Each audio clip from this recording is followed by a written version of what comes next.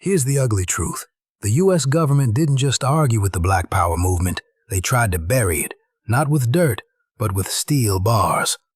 Panthers fed kids, opened clinics, shouted, "Power to the people," and the state shouted back, "Lock 'em up." Some never made it home. Some still ain't home. Let's tell it like it is. In the 1960s and 70s, civil rights was the polite request. Black power was the demand.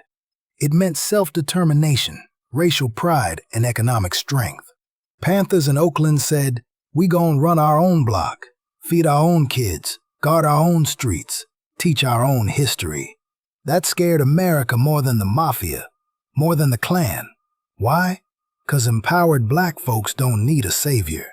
J. Edgar Hoover wasn't having it. He called the Panthers the greatest internal threat to America. Not poverty, not organized crime, the Panthers giving out oatmeal. So he launched COINTELPRO, a secret war. Informants, fake letters, snitching, setups. Divide and conquer. They couldn't beat the message, so they tried to erase the messengers. Let's start with the ones still locked, or spent almost their whole lives behind bars. Mumia Abu-Jamal, a journalist and Panther voice, convicted in a trial folks worldwide call unjust. He's still in prison, writing books from his cell. Russell Maroon Shoatz, BLA member, convicted in 1971, decades in and out of solitary. Ed Poindexter and Mondo Langa, David Rice. Omaha Panthers, tied to a bombing case. Life sentences. One died inside. The other sat decades. Thomas Tahaka Gaither, a Panther out of Baltimore, 50-plus years behind bars, barely spoken about in mainstream media.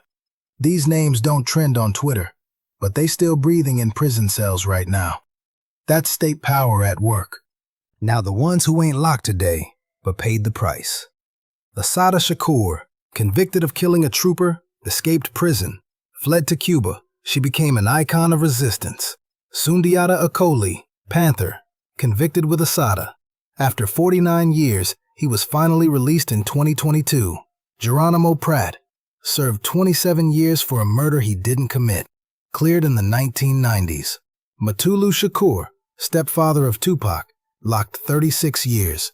Released in 2022, died soon after. Fred Hampton didn't even make it to prison. Chicago police murdered him in his bed at 21.